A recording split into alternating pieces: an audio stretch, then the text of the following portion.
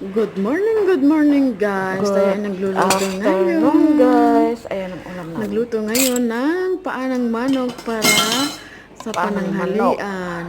Nakakamiss, di ba, ang luto sa Pilipinas, di ba guys?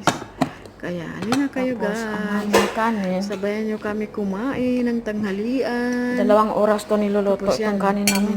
pagkain namin. Para Natutong kasi gusto namin tutong. Kaya halina matutong kayo lang siya. Kaya yan. guys. Hindi natutong na rin. Sabay-sabay tayo kumain. Diba, oh. Diba natutong? Oh.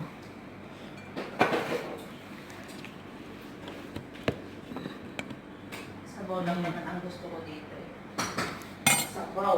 Natutong din. Oh. Natutong din. Yung kasama ko naman, para na sabi na sabaw na ang gusto. So, sabaw, tapos itatapon mo yung laman yan.